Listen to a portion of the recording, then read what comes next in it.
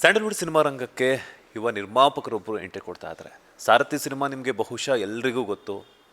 2011ರಲ್ಲಿ release ಆಗಿ ಯಾವ ಮಟ್ಟಕ್ಕೆ ಹಿಟ್ ಆಗಿತ್ತು, ಯಾವ ಮಟ್ಟಕ್ಕೆ ಸೌಂಡ್ ಮಾಡಿತ್ತು ಅನ್ನೋವಂಥದ್ದಿದೆ. ಸೊ ಅದೇ ಒಂದು ನಿರ್ಮಾಪಕರಾಗಿದ್ದಂತಹ ಸತ್ಯಪ್ರಕಾಶ್ ಅವರ ಮಗ ಈಗ ಲ್ಯಾಂಡ್ ಲಾರ್ಡ್ ಸಿನಿಮಾಗೆ ನಿರ್ಮಾಪಕರಾಗಿ ಸ್ಯಾಂಡಲ್ವುಡ್ ಸಿನಿಮಾ ರಂಗಕ್ಕೆ ಎಂಟ್ರಿ ಕೊಡ್ತಾ ಇರುವಂತಹ ಹೇಮಂತ್ ಅವರು ನಮ್ಮ ಬಾಸ್ ಟಿವಿಗೆ ಮಾತುಕತೆಗೆ ಸಿಕ್ಕಿದ್ದಾರೆ. ಒಂದಷ್ಟು ವಿಚಾರಗಳನ್ನು ನಾನು ಮಾತನಾಡಿಸ್ತಾ ಹೋಗ್ತೀನಿ. ಯುವ ನಿರ್ಮಾಪಕರಾಗಿ ಬರುವಂಥದ್ದು ಏನಕ್ಕಾಗಿತ್ತು, ಬಿಕಾಸ್ ಯಾಕೆಂತಂದರೆ ಅವರ ಲುಕ್ಸ್ ಆಗಿರ್ಬೋದು, ಪರ್ಸ್ನಾಲಿಟಿ ಆಗಿರ್ಬೋದು ನೋಡಿದ್ರೆ ಒಬ್ಬ ಯಾವ ನಟನಿಗೂ ಕೂಡ ಕಡಿಮೆ ಇಲ್ಲ ಅನ್ನುವಂಥದ್ದು. ಆದರೆ ನಿರ್ಮಾಪಕರಾಗಿ ಅವ್ರು ಬರ್ತಾ ಇರುವಂಥ ಕಾರಣಗಳೇನು, ಹೆಂಗಿದೆ ಈ ಒಂದು ನಿರ್ಮಾಪಕರ ಹೊಸ ಒಂದು ಅನುಭವ, ಒಂದಷ್ಟು ವಿಚಾರಗಳನ್ನು ನಾನು ತಿಳಿಸ್ಕೊಡ್ತಾ ಹೋಗ್ತೀನಿ. ಆ್ಯಂಡ್ ಮೊದಲನೇದಾಗಿ ನಮಸ್ತೆ, ಹೇಗಿದ್ದೀರಾ ಸರ್? ಚೆನ್ನಾಗಿ, ತಾವೇ ಇದ್ದೀರಿ ಸರ್? ನಾನು ಸೂಪರ್ ಆಗಿದ್ದೀನಿ. ಕಾಮನ್ ಆಗಿ ಏನಂತಂದರೆ ನಿರ್ಮಾಪಕರ ಮಕ್ಕಳು ಸ್ಯಾಂಡಲ್ವುಡ್ಗೆ ಹೀರೋಗಳಾಗಿ ಅಥವಾ ಇಲ್ಲ ಅಂತಂದರೆ ಡೈರೆಕ್ಟರ್ಸ್ ಆಗಿ ಎಂಟ್ರಿ ಕೊಡ್ತಾರೆ. ನೀವು ನಿರ್ಮಾಪಕರಾಗಿ ಎಂಟ್ರಿ ಕೊಡೋದಕ್ಕೆ ಕಾರಣ ಏನು ಹೇಮಂತ್ ಅವರೇ? ಸರ್ ಅದೇ ಇವಾಗ ಗಾಂಧಿನಗರದಲ್ಲಿ ಗಾದೆ ಇದೆಯಲ್ಲ ಸರ್, ಓಡೋ ಕುದುರೆ ಬಾಲಕ್ಕೆ ದುಡ್ಡು ಕಟ್ಟಿ ಅಂತ. ನೀವೇ ಒಂದು ಕುದುರೆ ತಂದು ಅದನ್ನು ರೆಡಿ ಮಾಡಿ ಸಾಕಿ ಓಡಿಸೋದಕ್ಕಿಂತ ಓಡೋ ಕುದುರೆ ಮೇಲೆ ಬೆಟ್ ಮಾಡೋದು ಬೆಸ್ಟು ಅಂತ ನಂಗೆ ಅನ್ಸುತ್ತೆ. ಹಾಗಾಗಿ ಪ್ರೊಡ್ಯೂಸರ್ ಆಗಬೇಕಂತ. ಹೆಂಗಿದೆ ಲ್ಯಾಂಡ್ ಲಾರ್ಡ್ ಸಿನಿಮಾಗೆ ನಿರ್ಮಾಪಕರಾಗಿ ಎಂಟ್ರಿ ಕೊಟ್ಟಿರುವಂಥದ್ದು? ಅದು ಕೂಡ ಸಾಮಾನ್ಯವಾಗಿ ಏನಂತಂದರೆ ಒಂದು ಸಣ್ಣ ಪುಟ್ಟ ಕಲಾ ನಿರ್ದೇಶಕರಿಗಾಗಿರ್ಬೋದು, ಇಲ್ಲ ಅಂತಂದರೆ ಹೀರೋಗಳಿಗಾಗಿರ್ಬೋದು ಬಂಡವಾಳ ಹಾಕ್ತಾರೆ. ಬಿಕಾಸ್ ಯಾಕೆಂತಂದರೆ ಹೊಸ ಅನುಭವ, ಹೊಸ ಪ್ರಯತ್ನ ಎಲ್ಲ ತಿಳ್ಕೊಂಡಿರು. ಬಟ್ ನೀವು ಅಂತೂ ಹೆಂಗೆ ಅಂತಂದರೆ ಸ್ಯಾಂಡಲ್ವುಡ್ ಸಲಗ, ಮತ್ತೊಂದು ಕಡೆ ಡಿಂಪಲ್ ಕ್ವೀನ್, ಈ ಥರ ಘಟಾನುಘಟಿಗಳ ಒಂದು ಸ್ಟಾರ್ ದಂಡೆ ಇರುವಂತಹ ಲ್ಯಾಂಡ್ ಲಾರ್ಡ್ ಸಿನಿಮಾಗೆ ನೀವು ಇದು ಮಾಡ್ಕೊಂಡಿರುವಂಥದ್ದು. ಹೆಂಗಿತ್ತು ಸೆಲೆಕ್ಷನ್ ಎಲ್ಲನೂ, ಯಾವ ರೀತಿ ಇತ್ತು ಅಂತ? ಅಂದರೆ ಸೆಲೆಕ್ಷನ್ಸ್ ಎಲ್ಲ ಆಲ್ರೆಡಿ ಆಗಿತ್ತು ಸರ್. ನಮ್ಮ ಹತ್ರ ಜಡೇಶ್ ಅವ್ರು ಅಪ್ರೋಚ್ ಮಾಡೋಕ್ಕೆ ಮುಂಚೆ ಸ್ಟಾರ್ ಕ್ಯಾಸ್ಟು, ಟೆಕ್ನಿಷಿಯನ್ಸ್ ಎಲ್ಲ ಫಿಕ್ಸ್ ಆಗಿತ್ತು. ಸೊ ಎಲ್ಲ ಫಿಕ್ಸ್ ಆಗಿ ನಮ್ಮ ಹತ್ರ ಬಂದಿದೆ. ಲ್ಯಾಂಡ್ ಲಾರ್ಡ್ ಸಿನಿಮಾವನ್ನು ನಿರ್ಮಾಣ ಮಾಡೋದಕ್ಕೆ ಮೇನ್ ರೀಸನ್ ಏನು ಹೇಮಂತ್ ಅವ್ರಿಗೆ ಅಂತ? ಸರ್ ಮೇನ್ ರೀಸನ್ ಬಂದ್ಬಿಟ್ಟು ಒಂದು ನಿರ್ದೇಶಕರು ಜಡೇಶ್ ಅತ್ಯುತ್ತಮ ಬರಹಗಾರ. ಅವ್ರ ರೈಟಿಂಗ್, ಅವ್ರ ಸ್ಟ್ರೆಂತೇ ರೈಟಿಂಗ್. ಅದಾದಮೇಲೆ ನಮ್ಮ ಚಿತ್ರದಲ್ಲಿ ಈ ಕತೆಗೆ ಅವರು ವೈಶಿಷ್ಟ್ಯತೆ ಏನು ಅಂದರೆ ಆ ಪಾತ್ರಗಳ ರಚನೆ ಅವ್ರು ಮಾಡ್ಕೊಂಡಿದ್ದು. ಏನಂತಾರೆ ಕ್ಯಾರೆಕ್ಟರ್ ಡಿಸೈನ್.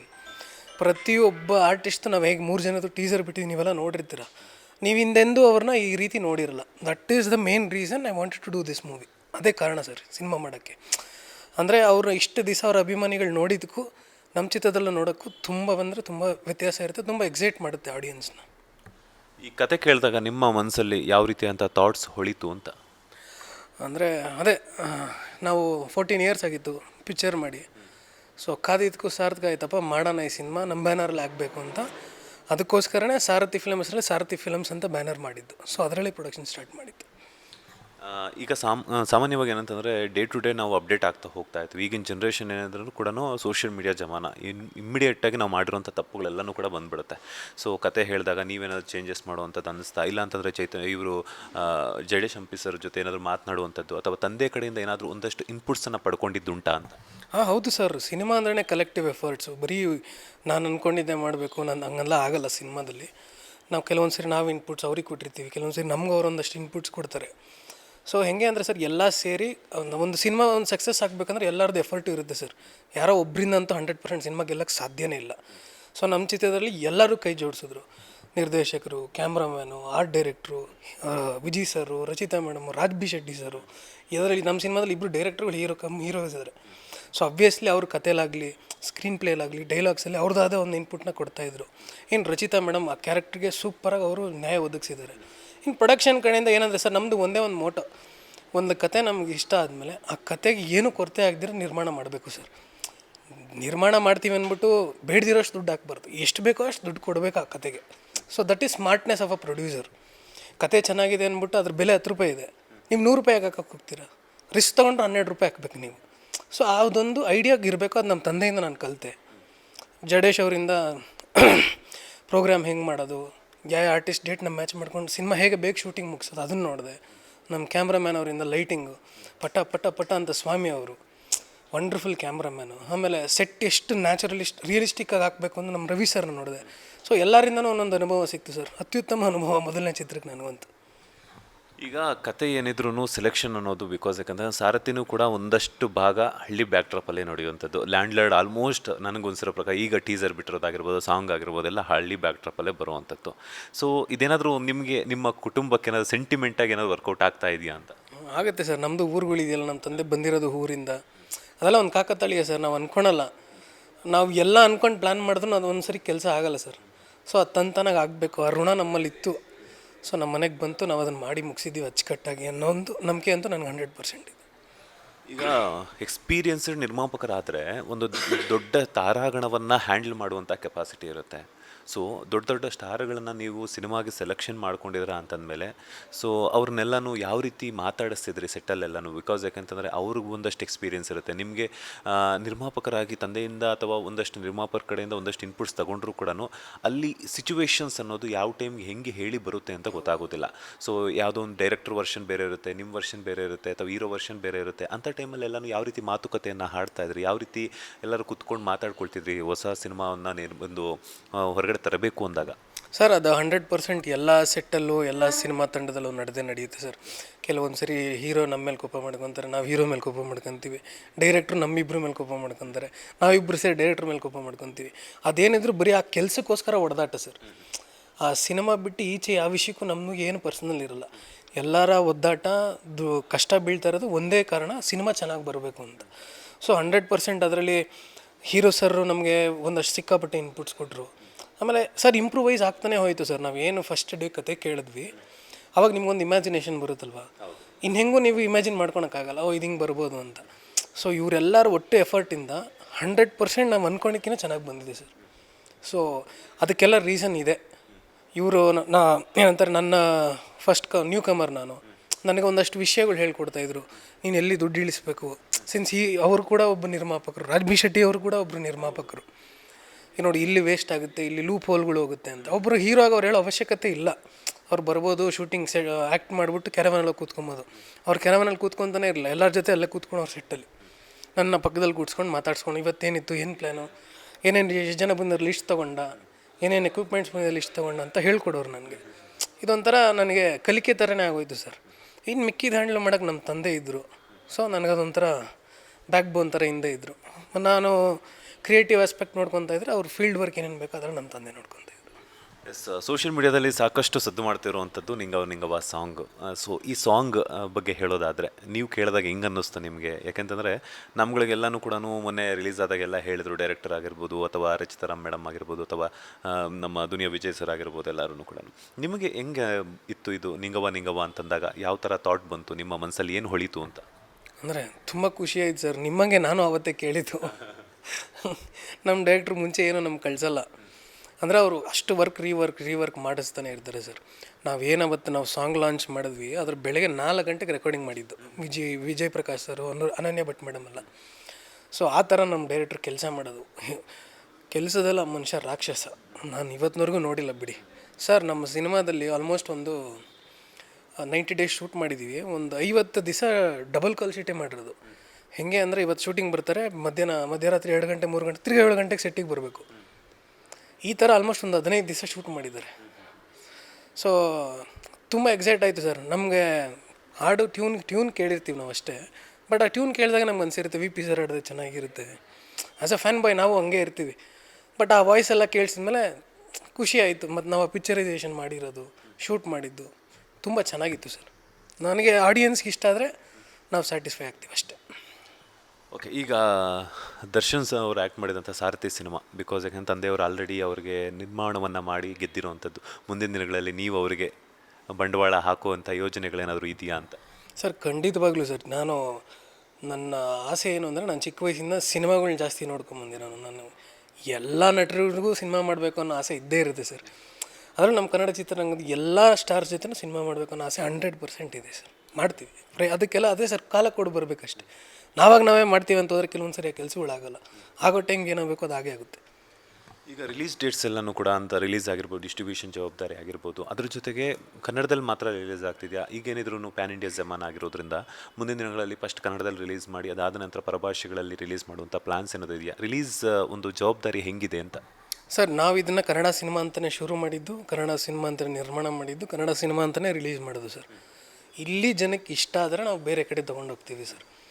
ನನ್ನ ಪರ್ಸ್ನಲ್ ಒಪಿನಿಯನ್ ಏನು ಅಂದರೆ, ನಾವೇ ಹೇಳ್ಕೊಂಬರೋದು ನಾವು ಇಷ್ಟು ಭಾಷೆಯಲ್ಲಿ ಮಾಡಿದೆ. ನಾವು ಕನ್ನಡ ಸಿನಿಮಾ ಮಾಡಿದ್ದೀವಿ. ಕನ್ನಡ ಜನರು ಫಸ್ಟ್ ನಮ್ಮ ಮನೆಯವ್ರು ನಮ್ಮ ಕೆಲಸ ಇಷ್ಟಪಟ್ಟರೆ ತಾನೇ ಸರ್ ಬೇರೆಯವ್ರು ಇಷ್ಟಪಡೋಕ್ಕೆ ಸಾಧ್ಯ. ಸೊ 100% ನಾವು ಬೇರೆ ಭಾಷೆ ಪ್ರೇಕ್ಷಕರಿಗೆ ತೋರಿಸ್ಬೇಕು ಅನ್ನೋ ಆಸೆ ಇದೆ. ಬಟ್ ನಾವು ಫಸ್ಟ್ ಇಲ್ಲಿ ಪ್ರೂವ್ ಮಾಡಬೇಕು, ಇಲ್ಲಿ ಆಡಿಯನ್ಸಿಗೆ ನಮ್ಮ ಸಿನಿಮಾ ಇಷ್ಟ ಆಗಬೇಕು. ಆವಾಗ ನಮ್ಗೆ ಇನ್ನೊಂದು ಸ್ವಲ್ಪ ಕಾನ್ಫಿಡೆನ್ಸ್ ಬರುತ್ತೆ. ಆ ಕಾನ್ಫಿಡೆನ್ಸ್ ಜನ ಕೊಡೋದು ಮಾತ್ರ ಸರ್. ಶುಕ್ರವಾರ 10:00 ಒಬ್ಬ ಅಭಿಮಾನಿ ಹೋಗಿ ಸಿನಿಮಾ ನೋಡಿ 12:30 ಬಂದು ರಿಪೋರ್ಟ್ ಕೊಡ್ತಾನಲ್ಲ, ಅದ್ರ ಮೇಲೆ ಎಲ್ಲ ಡಿಪೆಂಡ್ ಆಗಿರುತ್ತೆ. ಸೊ ಪ್ಲ್ಯಾನ್ಸ್ ಪ್ರೊಸೆಸ್ ನಡೀತಾ ಇದೆ, ಬಟ್ ನಾವು ಇಮಿಡಿಯೇಟ್ಲಿ ಅದನ್ನ ಮಾಡ್ತಾ ಇಲ್ಲ sir. Straight Kannada cinema release, Kannada language release ಅಷ್ಟೇ. ಈಗೇನಿದ್ರು ಇನ್ನೊಂದೇನಂತಂದರೆ ನಿರ್ಮಾಪಕರು ಕ್ಯಾಮಿಯೋ ರೋಲ್ಗಳಲ್ಲಾಗಿರ್ಬೋದು, ಒಂದಷ್ಟು ಸಣ್ಣ ಪುಟ್ಟ ರೋಲ್ಸ್ ಅಥವಾ ಇಲ್ಲ ಅಂತಂದರೆ ಯಾವುದೋ ಒಂದು ಟರ್ನಿಂಗ್ ಪಾಯಿಂಟ್ ಇರುವಂತಹ ರೋಲ್ಗಳಲ್ಲಿ ಆ್ಯಕ್ಟ್ ಮಾಡುವಂತಹ ಒಂದಷ್ಟು ವಾಡಿಕೆ ಇದೆ.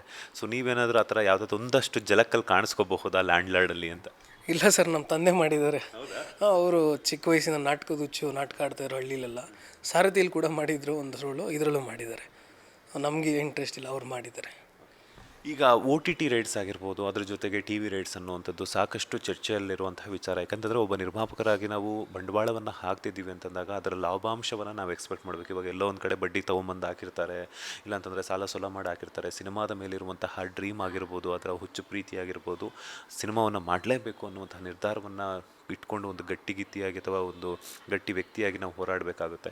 ಸೊ ಇದೆಲ್ಲ ಹೇಗಿದೆ OTT ಮತ್ತು TV ರೈಟ್ಸ್ ಎಲ್ಲನೂ ಮಾತುಕತೆ ಆಗಿದೆ, ಅಥವಾ ಮ್ಯೂಸಿಕ್ ಆಗಿರ್ಬೋದು ಅದರದ್ದೆಲ್ಲ ಹೆಂಗಿದೆ ಅಂತ? ಸರ್ ಆಡಿಯೋದು ಅವತ್ತಿಂದ ಇವತ್ತಿನವರೆಗೂ ಚೆನ್ನಾಗಿದೆ ಸರ್. ಆಡಿಯೋದು ತಗೊಂತಾರೆ, ಜನ ಕೇಳಲೇಬೇಕು, ಡೈಲಿ ಎಂಟರ್ಟೈನ್ಮೆಂಟ್ ಅದು. ಬಟ್ ಈ ನೀವು ಹೇಳ್ದಂಗೆ TV OTT ಎಲ್ಲ ಕೋವಿಡ್ ಆ ಟೈಮಲ್ಲಿ ತುಂಬ ಚೆನ್ನಾಗಿ ಹೋಗ್ತಾಯಿತ್ತು ಸರ್. ಪೋಸ್ಟ್ ಕೋವಿಡ್ಡು ಎಲ್ಲ ಡೌನ್ ಆಗಿಬಿಟ್ಟಿದೆ ಮಾರ್ಕೆಟ್. ಇವಾಗ ಹೆಂಗಾಗಿದೆ ಅಂದರೆ ಮತ್ತೆ ನಮ್ಮ 2011-10 ಸಾರಥಿ ಟೈಮಲ್ಲಿ ಪಿಕ್ಚರ್ಗಳು ಬರ್ತಾಯಿತ್ತು. ಏನು ಥಿಯೇಟ್ರಲ್ಲಿ ಬಂದು ರಿಲೀಸ್ ಆಗಿ ಆಮೇಲೆ TVಗಳಲ್ಲಿ ಬಂದು ತೊಗೊಳೋರು. ಇವಾಗ ಆ ಸ್ಟೇಜಿಗೆ ಬಂದುಬಿಟ್ಟಿದ್ದೀವಿ ಸರ್. ಒಂದು ಸಿನಿಮಾಗೆ one and only first revenue is theoretical revenue. ನಾವು ಇವಾಗ TVನವರು ಯಾಕೆ ಸರ್ ಲಾಸ್ ಮಾಡ್ಕೊತಾರೆ? ಇವಾಗ ಅವರು ನಮ್ಗೆ ಒಂದಷ್ಟು ಕೋಟಿ ಬಂಡವಾಳ ಕೊಟ್ಟರೆ ಅವರು ಅದನ್ನ ರಿಕವರ್ ಮಾಡಬೇಕಲ್ವ. ಇವಾಗ ಪ್ಯೂರ್ಲಿ ಬಿಸ್ನೆಸ್ ಮಾತಾಡ್ಬೇಕು ಸರ್. ಇಲ್ಲಿ ಎಮೋಷನ್ಸ್ ಇಲ್ಲ, ಏನೂ ಇಲ್ಲ. ಇವಾಗ ಥಿಯೇಟ್ರಲ್ಲಿ ನಾವು ದುಡ್ಡು ಎತ್ಕೊಂಡ್ರೆ, ಥಿಯೇಟ್ರಲ್ಲಿ ನಾವು ಪ್ರೂವ್ ಮಾಡಿದ್ರೆ OTT ಅವರು ತಗೊತಾರೆ, TV ಅವರು ತಗೊತಾರೆ ಸರ್. ಅದಕ್ಕೆ ಮುಂಚೆ ಭಾಳ ಕಷ್ಟ ಇದೆ. ಬಟ್ ನಾವೇನಂದ್ರೆ ನಮ್ಮ ಕಾಲ್ ಸರ್ ಅದು. ನನ್ನ ಪ್ರಾಡಕ್ಟ್ ಮೇಲೆ ನಂಗೆ ನಂಬಿಕೆ ಇದೆ. ಇವಾಗ ನಂದು ಬೆಲೆ ನಾನೇನು ಅಂದ್ಕೊಂಡಿದ್ದೀನಿ, ಚೆನ್ನಾಗಾದ್ರೆ ನನಗೇನೋ ಒಂದು ಸಿಗುತ್ತೆ ಅಂತ ಅಂದ್ಕೊಂಡಿದ್ದೀನಿ. ಈಗ ಕಮ್ಮಿಗೆ ಯಾಕೆ ಕೊಡಬೇಕು ಅಂದ್ರೆ ನನ್ನ ರಿಸ್ಕ್, ನಾನೇ ತೊಗೊತಾ ಇರೋದು ರಿಸ್ಕು. ಬಟ್ ಏನಂದರೆ ಕೇಳ್ತಾ ಇದ್ದಾರೆ ಸರ್, ಮಾತುಕತೆ ಇದೆ. ಬಟ್ ನಾವೇನಂದರೆ ಬೇಡ, ಜನರ ಮೇಲೆ ನಂಬಿಕೆ ಇಟ್ಟು ಹೋಗೋಣ, ಜನ ಏನು ರಿಸಲ್ಟ್ ಕೊಡ್ತಾರೆ ಅದ್ರ ಮೇಲೆ ಪ್ಲ್ಯಾನ್ ಮಾಡೋಣ ಅಂತಿದ್ದೀವಿ. But end of the day ಸ್ಟಾರ್ಗಳಿರೋದ್ರಿಂದ ನಮಗೇನು ತೊಂದರೆ ಇಲ್ಲ ಸರ್. ನಾವು ಆಲ್ರೆಡಿ ಸೇಫಲ್ಲಿದ್ದೀವಿ. ಬಟ್ ಏನಂದರೆ ನಾವು ಒಂದು ಒಳ್ಳೆ ಸಿನಿಮಾ ಮಾಡಿದ್ದೀವಿ, ಅದಂತೂ ಎದೆ ಮುಟ್ಕೊಂಡು ಹೇಳ್ತೀನಿ. ಅದನ್ನು ಜನಕ್ಕೆ ರೀಚ್ ಮಾಡೋ ಪ್ರಯತ್ನದಲ್ಲಿ ಇದ್ದೀವಿ ಸರ್. ಫಸ್ಟ್ ಆ ಕೆಲಸ ಮಾಡೋಣ, ಮಿಕ್ಕಿದೆಲ್ಲ ಆಮೇಲೆ ನೋಡೋಣ ಅಂತ. ಮುಂದಿನ ದಿನಗಳಲ್ಲಿ ನಟನಾಗಿ ಅಥವಾ ನಿರ್ದೇಶಕರಾಗಿ ಒಂದಷ್ಟು ನಿರ್ದೇಶನ ಮಾಡುವಂಥದ್ದಾಗಿರ್ಬೋದು, ನಟನಾಗಿ ಒಂದಷ್ಟು ಸಿನಿಮಾಗಳಲ್ಲಿ ಆ್ಯಕ್ಟ್ ಮಾಡುವಂತಹ ಪ್ಲ್ಯಾನ್ಸ್ ಏನಾದರೂ ಇಟ್ಕೊಂಡಿದ್ದೀರಾ, ಅಥವಾ ನಿರ್ಮಾಪಕರಾಗಿ ಕಂಟಿನ್ಯೂ ಮಾಡ್ತೀರಾ? ಏನಿದೆ ನಿಮ್ಮ ಮುಂದಿನ ದಿನಗಳ ಒಂದಷ್ಟು ಯೋಜನೆಗಳಂತ? ಅಂದರೆ ನನ್ನ ವಿಷನ್ ಏನಂತ ಹೇಳಿದ್ರೆ, ಮೋಟೋ ಏನು ಅಂತ ಹೇಳಿದ್ರೆ ಸರ್, ಒಂದು 5-10 years down the line Sarathi films ಬ್ಯಾನರಲ್ಲಿ ಒಂದು ಸಿನಿಮಾ ಅನೌನ್ಸ್ ಆದರೆ ಅಟ್ಲೀಸ್ಟ್ 10 ಲಕ್ಷ ಜನ ಈ ಬ್ಯಾನರ್ಗೋಸ್ಕರ ಬರಬೇಕು. ಸೊ ಆ ಮಟ್ಟಕ್ಕೆ ನಾನು ಬ್ಯಾನರ್ ತೊಗೊಂಡು ಹೋಗಬೇಕು ಅಂತ ಆಸೆ. ಅಂದರೆ ಬೇರೆ ಲ್ಯಾಂಗ್ವೇಜ್ ಸಿನಿಮಾ ಮಾಡ್ತೀನಿ ಅಂತಲ್ಲ, ನಾನು 20 ಸಿನಿಮಾ 30 ಸಿನಿಮಾ ಮಾಡಬೇಕು ಅನ್ನೋ ಆಸೆನೂ ಇಲ್ಲ. ನನ್ನ ಕೆರಿಯರಲ್ಲಿ ನಾನು 5 ಸಿನಿಮಾ ಮಾಡಿದ್ರು ಅದು 50 ವರ್ಷ ಜನ ನೆನ್ಪಿಟ್ಕೊಬೇಕು, ಆ ಥರ ಸಿನಿಮಾ ಮಾಡಬೇಕು ಅನ್ನೋ ಆಸೆ ಸರ್. ಇವಾಗ ಸಾರಥಿ ಮಾಡಿ ನಾವು 14 ವರ್ಷ ಆಗಿದೆ. ಇವತ್ತಿಗೂ ಸಾರಥಿ ಅನ್ನೋ ಟ್ಯಾಗ್ಲೈನ್ ತೆಗೆದಾಕೋಕ್ಕೆ ಆಗಲ್ಲ. ಸೊ ಮುಂದಿನ ದಿನಗಳ ಲ್ಯಾಂಡ್ ಲಾರ್ಡ್ ಹಂಗೆ ಆಗುತ್ತೆ ಅನ್ನೋ ಆ ನಂಬಿಕೆ ಮೇಲೆ ನಾವು ಈ ಸಿನಿಮಾ ಮಾಡಿರೋದು. ಸೊ ಈ ಥರ ಸರ್, ನಾನು ಒಂದು ಸಣ್ಣದು ಮಾಡ್ಬೋದು, ದೊಡ್ಡದು ಮಾಡ್ಬೋದು, ನನಗೆ ಗೊತ್ತಿಲ್ಲ. ಕತೆ ಋಣ ನನಗಿದ್ರೆ ನನ್ನ ಹತ್ರ ಹುಡ್ಕೊಂಬರುತ್ತೆ. ನನ್ನ ಆಸೆ, ನಾನು ಮಾಡೋ ಸಿನಿಮಾನ ನೆನ್ಪಿಟ್ಕೊಬೇಕೆ, ಇಂಥ ಸಿನಿಮಾ ಮಾಡಿದ್ರು ಗುರು ಇವರು ಅಂತ. ಸೊ ಅದೊಂದೇ ನನಗೆ ಆಸೆ ಇರೋ ಸರ್. ಆ ಥರ ಒಬ್ಬ ನಿರ್ಮಾಪಕಾಗಿ ಸಾರಥಿ ಫಿಲಮ್ಸ್ನ ಅಲ್ಲಿ ನೋಡಬೇಕು ಅನ್ನೋ ಆಸೆ ಇದೆ ನನಗೆ. ಓಕೆ, ಈಗ ಲ್ಯಾಂಡ್ ಲಾರ್ಡ್ ಸಿನಿಮಾದ ಮೂಲಕ ಲ್ಯಾಂಡ್ ಅಂತೂ ಆಗಿದೆ, ಲಾರ್ಡ್ ಆಗಬೇಕಷ್ಟೇ ಇರೋದು. ಬಿಕಾಸ್ ಯಾಕಂತಂದರೆ ಲ್ಯಾಂಡ್ ಲಾರ್ಡ್ ಸಿನಿಮಾದ ಮೂಲಕ ಒಟ್ಟಾರೆಯಾಗಿ ಹೇಮಂತ್ ಅವರು ಏನು ಕಲಿತರು ಅಂತ? ಸಿನಿಮಾ ಅಂದರೆ ಏನು ಅಂತ ಕಲಿತೆ ಸರ್. ಯಾಕೆ ನಿರ್ಮಾಪಕರು ಸೋಲ್ತಾ ಇದ್ದಾರೆ ಅಂತ ಕಲಿತೆ, ಯಾಕೆ ನಿರ್ಮಾಪಕರಿಗೆ ಲಾಸ್ ಆಗ್ತಾಯಿದೆ ಅಂತ ಕಲಿತೆ. ಇನ್ನೊಂದು ಆ್ಯಂಗಲಲ್ಲಿ ಏನಕ್ಕೆ ಪ್ರೊಡ್ಯೂಸರ್ಸ್ ದುಡ್ಡು ಮಾಡ್ತಾಯಿದ್ದಾರೆ, ಬೇರೆ ಪ್ರೊಡ್ಯೂಸರ್ ಯಾಕೆ ದುಡ್ಡು ಮಾಡ್ತಾಯಿದ್ದಾರೆ ಅಂತ ಕಲ್ತ್ಕೊಂಡೆ. ಬಿಸ್ನೆಸ್ ಮಾಡೋದು ಹೇಗೆ ಅಂತ ಕಲ್ತ್ಕೊಂಡೆ. ಸೊ ಎರಡೂ ಇರುತ್ತೆ ಸರ್. ಯಾವೊಂದು ವ್ಯವಹಾರ, ಯಾವೊಂದು ಫೀಲ್ಡಿಗೆ ಹೋದ್ರೂ ಪ್ಲಸ್ಸು ಮೈನಸ್ ಅನ್ನೋದು ಇದ್ದೇ ಇರುತ್ತೆ. ಬಟ್ ನಾನು ಸೀನಿಯರ್ಸ್ಗೆಲ್ಲ ಅಡ್ವೈಸ್ ಕೊಡೋಷ್ಟು ದೊಡ್ಡವು ನಾನಲ್ಲ. ನಮ್ಮ ಏಜ್ ಗ್ರೂಪ್ ಇವಾಗ ಪ್ರೊಡ್ಯೂಸರ್ ಮಕ್ಳು ಯಾರನ್ನ ಇರ್ತಾರೆ, ಆ ಥರದವ್ರು ಯಾರನ್ನ ಇದ್ದು ನೆಕ್ಸ್ಟ್ ಸಿನಿಮಾ ಮಾಡಬೇಕಂದ್ರೆ ಪ್ಲೀಸ್ ಸ್ಟಡಿ ಮಾಡಿ, ಡೈರೆಕ್ಟಾಗಿ ಸಿನಿಮಾ ಬರಬೇಡಿ. ನಿಮ್ಗೆ ಯಾರು ಇಮಿಡಿಯೇಟ್ ದುಡ್ಡು ಕೊಡೋಲ್ಲ. ಇವಾಗ ಫೈನಾನ್ಸು ಸಿಗ್ತಾಯಿಲ್ಲ ಗಾಂಧಿನಗರದಲ್ಲಿ. ಸ್ವಂತ ಕಾಸು ಹಾಕಿ ನೀವು ಸಿನಿಮಾ ಮಾಡಬೇಕು. ಸ್ವಂತ ಕಾಸು ಹಾಕಿ ಅದು ರಿಲೀಸ್ವರೆಗೂ ತಡ್ಕೊಳೋ ಧೈರ್ಯ ಇರಬೇಕು ನಮಗೆ ಮೇಯ್ನ್ ಫಸ್ಟ್. ಆ ಸ್ಟ್ರೆಂತ್ ಇದ್ದರೆ ಮಾತ್ರ ಇವತ್ತು ಸಿನಿಮಾ ಮಾಡ್ಬೋದು ಸರ್. ಇಲ್ಲ ಅಂದರೆ ಏನಾಗುತ್ತೆ ಅಂದರೆ, ನೀವು ಫೈನಾನ್ಸ್ ತೊಗೊತೀರಾ, ಫೈನಾನ್ಸ್ ತೊಗೊಂಡ್ರೆ ಒಬ್ಬ ಡಿಸ್ಟ್ರಿಬ್ಯೂಟ್ರಿಗೆ ಬರ್ಕೊಡ್ತೀರಾ, ನಿಮ್ಮ ಸಿನಿಮಾ ನಿಮ್ಮ ಕೈಯಲ್ಲೇ ಇರೋಲ್ಲ. ನೀವು ಕೊನೆಯವರೆಗೂ ಹೋರಾಟ ಮಾಡ್ಕೊಂಬಂದು ಲಾಸ್ಟ್ ಮೂಮೆಂಟಲ್ಲಿ ಬಿಟ್ಕೊಟ್ಬಿಟ್ರೆ ಸಿನಿಮಾ ನಿಮ್ದಲ್ಲ ಅವಾಗ. ಸೊ ನಾನು ಹೇಳೋದಷ್ಟೇ, ತಿಳ್ಕೊಳ್ಳಿ. ಒಂದು 6 months 1 year ಟೈಮ್ ವೇಸ್ಟ್ ಆದರೂ ಪರವಾಗಿಲ್ಲ, ನೀವು ಅದನ್ನ ವೇಸ್ಟ್ ಅಂತ ತಿಳ್ಕೊಂಬಿಡಿ. ಕೋಚಿಂಗ್ ಟ್ರೈನಿಂಗ್ ಅಂತ ತಿಳ್ಕೊಳ್ಳಿ. ಒಂದು ಒಂದು ಒಬ್ಬ ಟೆಕ್ನಿಷಿಯನ್ ಪೇಮೆಂಟ್ ಎಷ್ಟು, ಡೈಲಿ ವೇಜಸ್ ಎಷ್ಟು, ಕ್ಯಾಮ್ರಾ ಹೈರ್ ಎಷ್ಟು, ಡಬಲ್ ಕಾಲ್ ಶೀಟ್ ಮಾಡಿದ್ರೆ ಎಷ್ಟು, 12 ಗಂಟೆವರೆಗೂ ಮಾಡಿದ್ರೆ ಎಷ್ಟು, ಇದನ್ನು ತಿಳ್ಕೊಂಡು ಎಷ್ಟು ಉಳಿಸ್ಬೋದು ಸರ್. ಇದ್ರ ಬಗ್ಗೆ ಯಾರು ಗಮನ ಹರಿಸ್ತಾ ಇಲ್ಲ. ಯಾರೋ ಬರ್ತಾರೆ, ಸರ್ 50 ಲಕ್ಷ 1 ಕೋಟಿಗೆ ಸಿನಿಮಾ ಮಾಡ್ಬಿಡೋಣ ಸರ್, ರಿಲೀಸ್ ಮಾಡ್ಬಿಡೋಣ 2 ಕೋಟಿಗೆ ಅಂತಾರೆ. ಹೌದಾ, ಅಷ್ಟಕ್ಕಾಗತ್ತಾ ಅಂತಾರೆ. ಅರ್ಧ ಮಾಡ್ತಾರೆ, ಆವಾಗಲೇ 2 ಕೋಟಿ ಖರ್ಚಾಗಿಬಿಟ್ಟಿರುತ್ತೆ. ನೀವು 2 ಕೋಟಿ ವಾಪಸ್ ತಗೋಬೇಕಂದ್ರೆ ಸಿನಿಮಾ ರಿಲೀಸ್ ಮಾಡಬೇಕು, ತಿರ್ಗಿ 1 ಕೋಟಿ ಹಾಕ್ತೀರಾ. ಸೊ ಈ ಥರ ತುಂಬ ಆಗ್ತಾಯಿದೆ ಸರ್. ನಾನು ಹೇಳೋದು ಎಚ್ಚರಿಕೆಯಿಂದ ಇರಿ. ಕತೆ ಮೇಯ್ನು, ಕತೆ ಇಲ್ಲದ್ರೆ ಏನೂ ಇಲ್ಲ. ನಾವು ಒಳ್ಳೆ ಕತೆ ಮಾಡಿದಿರಾ, ಸುಮ್ಮನೆ ಹೀರೋ ಡೇಟ್ ಸಿಕ್ತು ಅಂತ ಇವತ್ತು ನೀವು ಸಿನಿಮಾ ಮಾಡಿದ್ರೆ ಜನ ಥಿಯೇಟ್ರ್ ನೋಡಲ್ಲ. ದೊಡ್ಡ ಹೀರೋಗೆ ನೀವು ಸಿನಿಮಾ ಮಾಡಿದ್ರೂ ಅತ್ಯುತ್ತಮದ ಕತೆ ಇದ್ದರೆ ಮಾತ್ರ ಜನ ಇವತ್ತು ಎಕ್ಸೆಪ್ಟ್ ಮಾಡ್ತಿರೋದು. ಆ ರೀತಿ ಆ ಸ್ಟೇಜಿಗೆ ಬಂದುಬಿಟ್ಟಿದ್ದೀವಿ. ಯಾಕಂದರೆ ನಾವು ಇಡೀ ಗ್ಲೋಬಲ್ ಸಿನಿಮಾ ಇಂಡಸ್ಟ್ರಿ ಜೊತೆ ಕಾಂಪೀಟ್ ಮಾಡ್ತಾಯಿದ್ದೀವಿ ಇವತ್ತು ಕನ್ನಡದವ್ರು. ಇಷ್ಟು ದಿವಸ ತೆಲುಗು ಸಿನಿಮಾ ಅವಳಿ, ತಮಿಳು ಸಿನಿಮಾ ಅವಳಿ, ಇವಾಗ ಹಂಗಿಲ್ಲ. ಫೋನಲ್ಲೂ ನಮಗೆ ಕಾಂಪಿಟೇಷನ್ನೇ. ಒಬ್ಬ ಫೋನ್ ತೆಗೆದು ಸಿನಿಮಾ ನೋಡ್ಬೇಕಂದ್ರೆ ಅವ್ನಿಗೆ 50 ಲ್ಯಾಂಗ್ವೇಜ್ ಆಪ್ಷನ್ ಇದೆ. ಕೊರಿಯನ್ ನೋಡ್ತಾನೋ, ಬೆಂಗಾಲಿ ನೋಡ್ತಾನೋ, ಮರಾಠಿ ನೋಡ್ತಾನೋ. ಅದರಲ್ಲಿ ಕನ್ನಡ ಸಿನಿಮಾ ನೀವು ಅವನಿಗೆ ತೋರಿಸ್ಬೇಕಂದ್ರೆ ನೀವೇನೋ ಒಂದು ಎಕ್ಸೈಟ್ ಮಾಡಬೇಕು. ಇವತ್ತು ಆ ಸ್ಟೇಜಿಗೆ ಬಂದುಬಿಟ್ಟಿದ್ದೀವಿ ಸರ್. ಇದು ಫ್ಯಾಕ್ಟ್, ಎಲ್ಲರೂ ಒಪ್ಕೊಳ್ಳೇಬೇಕು. ಆ ಎಕ್ಸೈಟ್ಮೆಂಟ್ ಒಂದು ಚೂರು ಕೊಟ್ಟರೆ ಕನ್ನಡ ಆಡಿಯನ್ಸ್ ಇನ್ನೂ ಇದ್ದಾರೆ, ಪಕ್ಕ ಸಿನಿಮಾ ನೋಡೇ ನೋಡ್ತಾರೆ. ಅದಕ್ಕೆ ರೀಸೆಂಟಾಗಿ ಸಾಕ್ಷಿಗಳಿದೆ. ಸೊ ಇಷ್ಟು ಮಾತ್ರ ಹೇಳ್ತೀನಿ, content is the king today sir. ಅದು ಬಿಟ್ಟು ಇನ್ಯಾರೂ ಇಲ್ಲ. ಕಂಟೆಂಟ್ ಚೆನ್ನಾಗಿದ್ರೆ ಪ್ರೊಡ್ಯೂಸರ್ ಉಳಿತಾನೆ, ಹೀರೋಗೆ ಒಂದು ಹಿಟ್ ಸಿಗುತ್ತೆ, ಡೈರೆಕ್ಟರ್ ಒಬ್ಬ ಸ್ಟಾರ್ ಡೈರೆಕ್ಟರ್ ಆಗ್ತಾನೆ. ಇಷ್ಟು. ಲ್ಯಾಂಡ್ಲಾರ್ಡ್ ಸಿನಿಮಾದ ಕಥೆಯ ಸಂಪೂರ್ಣ ಒಂದು ಸೆಲೆಕ್ಷನ್ ನಿಮ್ಮದೇ ಅಂತ ಹೇಳ್ಬಿಟ್ಟು ನಾವು ಕೇಳ್ಪಟ್ವಿ. ಸೊ ನೀವು ಕೇಳಿದ ಮೇಲೆ ತಂದೆಯವ್ರ ಹತ್ರ ಹೋಗಿ ಥರ ಅಪ್ರೋಚ್ ಮಾಡಿದ ಮೇಲೆ ಹೆಂಗೆ ಅನ್ನಿಸ್ತು ಅಂತ? ಇಲ್ಲ ಸರ್, ನಾವು ಈ ಕೂತಿರೋ ಜಾಗದಲ್ಲೇ ಕತೆ ಕೇಳಿದ್ವಿ. ಇಬ್ಬರು ಕೇಳಿದ್ದೀರ, ನಾನು ನನ್ನ ತಂದೆ ಇಬ್ಬರು. ಬಟ್ ಏನಂದರೆ ನಾವು ಆ ಮೊಮೆಂಟಲ್ಲಿ ಸಿನಿಮಾ ಮಾಡೋ ನಮ್ಮ ಮೈಂಡಲ್ಲೇ ಅದಿರಲಿಲ್ಲ ಸಿನಿಮಾ ಮಾಡಬೇಕು ಅಂತ. ಡೈರೆಕ್ಟ್ರು ಬಂದು ಹೇಳಿದಾಗ, ನೋಡಿ ಸರ್ ರೆಡಿ ಇದ್ದಾರೆ, ಹೀರೋ ಡೇಟ್ ಇದೆ, ಹೀರೋಯಿನ್ ಡೇಟ್ ಇದೆ, ನೀವು ಅಂದರೆ ಇವಾಗ ಶೂಟಿಂಗ್ ಹೋಗ್ಬೋದು ಅಂತ. ಬಟ್ ನಾವು ಫಂಡ್ ಬೇಕಲ್ಲ ಸರ್, ಸಿನಿಮಾ ಸುಮ್ಮನೆ ಸ್ಟಾರ್ಟ್ ಮಾಡೋಕ್ಕಾಗಲ್ವಲ್ಲ. ನಾವು ಒಂದು 4-5 ಡೇಸ್ ಟೈಮ್ ತೊಗೊಂಡ್ವಿ. ನಾನು ನಮ್ಮ ತಂದೆ ಜೊತೆ ಮಾತಾಡಿದ್ವಿ. ನಮ್ಮ ತಂದೆ ಕೇಳಿದ್ರು, ಹೆಂಗಪ್ಪ ಏನು ಇತ್ತು ಅಂತ. ಬಟ್ ನನಗೆ ಅನಿಸ್ತು ಸರ್ ಸಿನಿಮಾ ಒಂದೇ ಸರಿ ನಿಮಗೆ ಕಿಕ್ ಕೊಡೋಕ್ಕೆ ಸಾಧ್ಯ ಸರ್. ನಮ್ಮ ಆಡಿಯನ್ಸಾಗಿ ಹೇಳ್ತಾ ಇಲ್ಲ, ನಿರ್ಮಾಪಕಾಗಲಿ, ಹೀರೋಗಾಗಲಿ, ಡೈರೆಕ್ಟ್ರಿಗಾಗಲಿ. ಆ ಒಂದು ಥಾಟ್ ನಮ್ಗೆ ಎಕ್ಸೈಟ್ ಮಾಡ್ತು ಅಂದರೆ ಲಾಸ್ಟ್ವರೆಗೂ ಅಷ್ಟೇ, ಇನ್ನೇನು ನೀವು ಚೇಂಜ್ ಮಾಡೋಕ್ಕಾಗಲ್ಲ. So this is the magic of cinema. ನೀವು ಫಸ್ಟ್ ಟೈಮ್ ಕೇಳಿದಾಗ ನಿಮ್ಗೆ ಏನು ಅನಿಸುತ್ತೋ ಎಂಡ್ ರಿಸಲ್ಟು ಅಷ್ಟೇ. ಅದನ್ನು ನೀವು ಏನೂ ಚೇಂಜ್ ಮಾಡೋಕ್ಕಾಗಲ್ಲ. ಬಾಂಬೆಯಿಂದನೋ ತೆಲುಗುಯಿಂದನೋ ಯಾರನ್ನೋ ಕರೆಸ್ಬಿಟ್ಟು ಗೆಸ್ಟ್ ಅಪಿಯರೆನ್ಸ್ ಮಾಡ್ರೂ ಚೇಂಜ್ ಆಗೋಲ್ಲ. ಸೊ ನೀವು ಅಲ್ಲೇ ಜಡ್ಜ್ಮೆಂಟ್ ತೊಗೊಬೇಕು ಸರ್, ಈ ಸಿನಿಮಾ ಆಗುತ್ತಾ ಓಡುತ್ತಾ ಅಂತ. ಬಟ್ ನಾನು ಕೇಳಿದಾಗ ನಮಗೆ ಏನೋ ವೈಬ್ಸ್ ಅಂತ ಹೇಳ್ತಾರೆ ಗೊತ್ತಾ ಸರ್. ಜಡೇಶ್ ಅವ್ರದ್ದು ಹಸುವು, ಇವಾಗ ವಿಜಯ್ ಸರ್ ಇಬ್ಬರು 2 ಸರಿ ಬ್ಯಾಕ್ ಟು ಬ್ಯಾಕ್ ಹಿಟ್ ಕೊಟ್ಟಿದ್ದಾರೆ. ರಚಿತಾ ಮೇಡಮ್ ಪೀಕಲ್ಲಿದ್ದಾರೆ. ಆಮೇಲೆ ರಾಜ್ ಬಿ ಶೆಟ್ರು. ನೋಡಿ ಸರ್ ಅದು ಹೆಂಗಿದೆ ಅಂತ. ನಾವು ಯಾವಾಗ ಸಿನಿಮಾ ಶುರು ಮಾಡಿದಾಗ ಭೀಮಾ ಇನ್ನೂ ರಿಲೀಸ್ ಆಗಿರಲಿಲ್ಲ, ಮೇಡಮ್ ದಿನ ಕೂಲಿ ರಿಲೀಸ್ ಆಗಿರಲಿಲ್ಲ. ಶೂಟಿಂಗ್ ಮಾಡಿದ್ವಿ. ಈ ವರ್ಷಕ್ಕೆ ಭೀಮಾ ಸೂಪರ್ ಹಿಟ್ ಆಯಿತು. ರಾಜ್ ಬಿ ಶೆಟ್ರು ಸೂಫ್ರಮ್ ಸೂಪರ್ ಹಿಟ್ ಆಯಿತು. ಮೇಡಮ್ ರಜನಿಕಾಂತ್ ಅವ್ರ ಜೊತೆ ಸಿನಿಮಾ ಮಾಡ್ಕೊಂಡ್ಬಂದ್ರು. ಅಜನೀಶ್ ಅವರು ಕಾಂತಾರ ಮ್ಯೂಸಿಕ್ ಡೈರೆಕ್ಟ್ರು. ನಮ್ಮ ಸ್ವಾಮಿ ಬಾಗಿ 4 ಕ್ಯಾಮ್ರಾಮ್ಯಾನ್. ಸೊ ಇವತ್ತಿಗೆ ಇವ್ರನ್ನೆಲ್ಲ ನೀವು ಸೇರ್ಸ್ ಮಾಡ್ಬಂದ್ರೆ ಆಗ್ತಾಯಿತ್ತು ಸರ್. ಅದು 100% ಫೇಟ್. ಅದು ಬರೆದಿತ್ತು ಸರ್. ಅದೇನೋ ಹೇಳ್ತಾರೆ, ತಿನ್ನೋನು ಒಂದೊಂದು ಅಕ್ಕಿ ಕಾಳಲ್ಲಿ ತಿನ್ನೋನ ಹೆಸರು ಬರೆದಿರುತ್ತೆ ಅಂತ. ಹಾಗೆ ಲ್ಯಾಂಡ್ ಲಾರ್ಡ್ ನಮ್ಮ ಹೆಸರು ಬರೆದಿತ್ತು ಸರ್. ಹಂಗೆ ಲ್ಯಾಂಡ್ ಲಾರ್ಡ್ ಆಯಿತು. ಈಗ ರಿಲೀಸ್ ಥಿಯೇಟರ್ಸ್ ಅಂತ ಬಂದಾಗ ತುಂಬಾ ಇದಾಗುತ್ತೆ, ಬೇರೆ ಬೇರೆ ಸಿನಿಮಾಗಳು ಕೂಡ ರಿಲೀಸ್ ಆಗುತ್ತೆ. ಎಷ್ಟು ಥಿಯೇಟ್ರ್ಗಳಲ್ಲಿ ರಿಲೀಸ್ ಆಗ್ತಾ ಇದೆ, ಎಷ್ಟು ಮಲ್ಟಿಪ್ಲೆಕ್ಸ್ ಅಂತ ಸೆಲೆಕ್ಟ್ ಮಾಡ್ಕೊಂಡಿದ್ದಾರೆ ಓವರಾಲ್ ಕರ್ನಾಟಕದಲ್ಲಿ ಅಂತ? ಸರ್ ಲಾರ್ಜ್ ಸ್ಕೇಲೆಲ್ಲ ರಿಲೀಸ್ ಆಗುತ್ತೆ ಸರ್, ದೊಡ್ಡದಾಗೆ ರಿಲೀಸ್ ಆಗುತ್ತೆ.